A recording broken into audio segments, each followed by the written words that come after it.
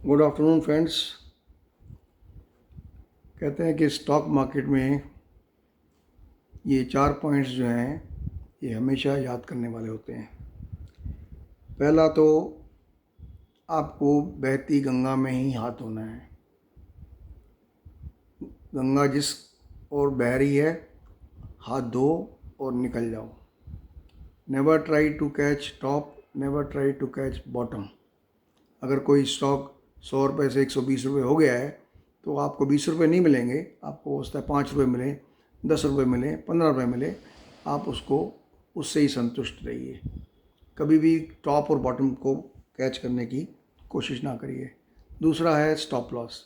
बगैर stop loss के काम नहीं कीजिए। It can lead to financial suicide. तो आप इस बात का ख्याल रखिए कि आपको बगैर स्टॉप लॉस के काम नहीं करना और स्ट्रिक्टली उसको यूज़ भी करना है। तीसरा है ज़िद नहीं करनी आपको स्टॉक मार्केट में। आप अपने प्रेजुडाइज्ड होके कि मैं तो मेरे हिसाब से तो टाटा स्टील चलना चाहिए ऊपर या नीचे, और उस हिसाब से आपने पोजीशन क्रिएट कर दी, मार्केट उसके अगेंस्ट चल रही है और आप पछता रहे हैं। तो बगैर स्टॉप लॉस के काम नहीं करना। चौथा जो है, अपना हॉरोस्कोप डेफिनेटली चेक कराएं कि आपके जो प्लानिटरी पोजीशन है आपके स्टॉक मार्केट में आपको फ़ायदा दे सकती है या नहीं दे सकती है। लास्ट वीक एक केस आया था हमारे पास। हमारा ही एक सब्सक्राइबर है, हमने एक दिन 400 जिंदल स्टील बाय करने को बोला था 430 पे, और स्टॉप लॉस दिया होगा 4-5 रुपये का स्टॉप लॉस दिया होगा। तो उस दिन हमने और भी स्टॉक्स दिए थे, टाटा स्टील भी दिया था, मेदांता भी दिया था, वो चल पड़े थे। लेकिन ये जिंदल स्टील सिर्फ नहीं चला, 1-2 रुपये ऊपर गया लेकिन चला नहीं, और एंड में स्टॉप लॉस ट्रिगर हो गया। हमने कहा ठीक है, फॉरगेट इट। स्टॉप लॉस अगर ट्रिगर हो जाता है आपका तो आप उसको भूल जाओ। ज़िद मत पकड़ो कि उसको पकड़ के बैठना है, उल्टा चलेगा, ये करेगा वो करेगा, नहीं। उसने जब 418-19 पे रेट आया, कहता जी मेरा तो अभी तक मैंने तो अभी तक रखा हुआ है, क्या करूं सर जी।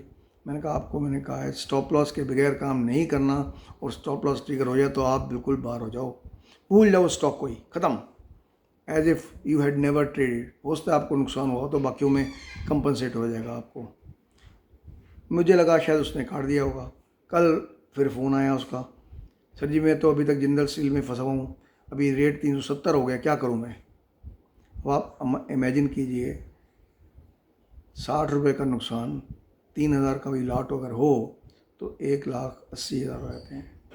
अगर उसने स्टॉप लॉस लगाया होता तो 15-20,000, 10,000, 12,000, 15,000 में उसका काम निपट जाता, लॉस बुक कर लेता वो। लेकिन नहीं, उसने उल्टी गंगा में हाथ साफ करने की कोशिश की, ज़िद की कि मुझे तो उल्टा ही चलना है, और स्टॉप लॉस नहीं लगाया, और उसके एस्ट्रोलॉजिकल बता दिया था उसको कि तुम्हारे हॉरोस्कोप में प्रॉफिट नहीं है, तो इसलिए अवॉइड करो ट्रेडिंग करना। उसमें चारों बातें नहीं मानी, और अल्टीमेटली क्या हुआ वो आपके सामने है।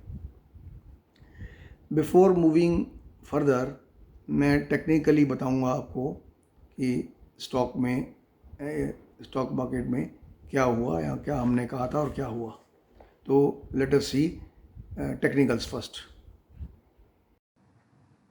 अगर हम बात करें निफ्टी की, तो निफ्टी कुछ दिनों से एक असेंडिंग ट्रायंगल पैटर्न में चल रहा है, और इसने 3 रेजिस्टेंस टेस्ट किए हैं जो 16,700 और 720 के बीच में है। नीचे से इसको सपोर्ट जो है ये मिल रहा है 16,550, 560 के आसपास। जब यहाँ से ऊपर ब्रेकआउट देगा तो यहाँ से करीब 175 टू 200 पॉइंट्स का अप मूव हम एक्सपेक्ट कर सकते हैं। ऑन बेरिश साइड यहाँ पर ये पहला सपोर्ट है 16,580 का, और ये दूसरा सपोर्ट है 16,550 का। यहाँ से अगर ब्रेकडाउन देगा इस जगह से तो सेम यहाँ से हम करीब 175 पॉइंट्स का डाउनफॉल एक्सपेक्ट कर सकते हैं। ये हुई निफ्टी की बात। अब हम बात करते हैं कि कुछ हमने कमोडिटी के जो स्टॉक्स रिकमेंड किए थे उसमें था बिटकॉइन। बिटकॉइन ने जिस दिन हमने रिकमेंड किए थे उस दिन $41,000 के करीब चल रहा था, तो हमने कहा था पहले ये $39,400 आएगा और फिर 50 और 51,000 के बीच में जाएगा, और एग्जैक्टली वैसा ही हुआ। बिटकॉइन उस दिन 41 समथिंग था और वहाँ से 39,400 से भी नीचे गया, और 2-4 दिन पहले इसने $50,480 को टच किया। जहाँ तक बात करें सिल्वर की,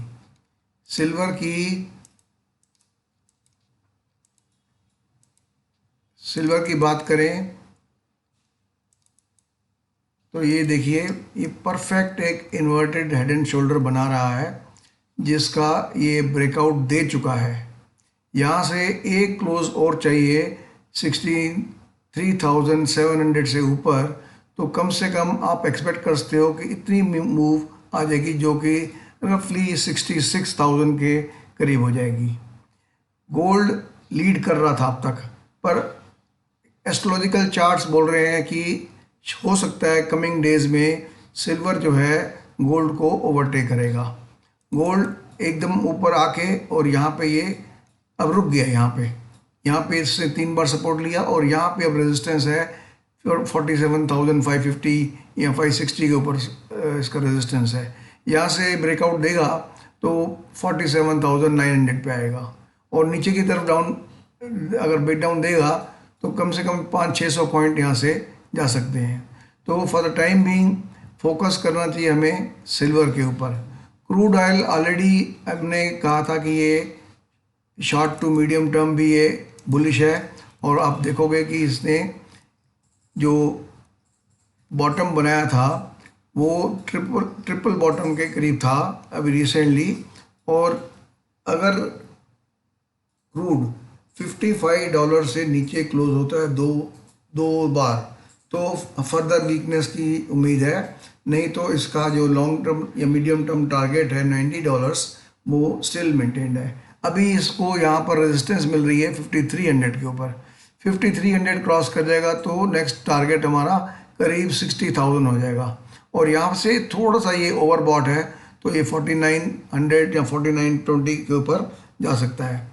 एस्ट्रोलॉजिकली हमने कहा था लास्ट में बोल दिया था कि निफ्टी जो है सेकेंड हाफ में पॉजिटिव लग रहा है। तो आप देखोगे कि निफ्टी ने 11 तारीख को जो बॉटम बनाया था दैट वाज 16,162, और जो इसने परसों टॉप बनाया है दैट इज 16,722, तो करीब 554 पॉइंट्स ये चला है पिछले 15-16 दिन में।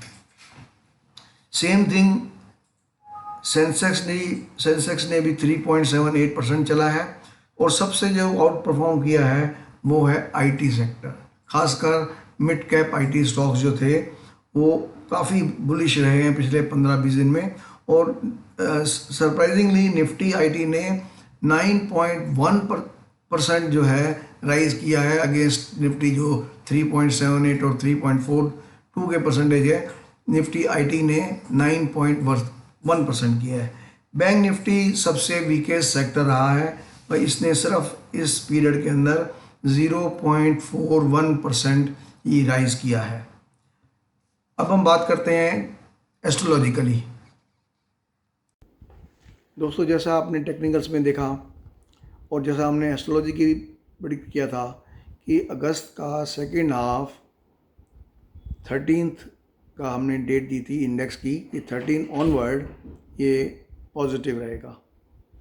निफ्टी 11 तारीख को बॉटम आउट कर गया। 1-2 दिन चलता है एस्ट्रोलॉजी के अंदर, क्योंकि ऑर्बिट्स के हिसाब से कई बारी जो इफेक्ट आता है वो 1-2 दिन आगे पीछे भी आता है। 11 तारीख को निफ्टी ने बनाया 16,162 का लो, और परसों फ्राइडे को इसने बनाया 16,722, 554 पॉइंट्स का up move as per our forecast, और 3.42% का प्रॉफिट। सेंसेक्स में हुआ 3.72 का, निफ्टी आईटी में हुआ 9.1% का प्रॉफिट, मतलब गेन्स हुए, और सबसे वीकेस्ट सेक्टर था निफ्टी बैंक, जो सिर्फ 0.4% ही चला इन दिनों में। मतलब जो बेस्ट सेक्टर था वो आईटी और वर्स्ट सेक्टर था बैंक इस दौरान। उसके अलावा हमने एक फोरकास्ट की थी बिटकॉइन के बारे में भी।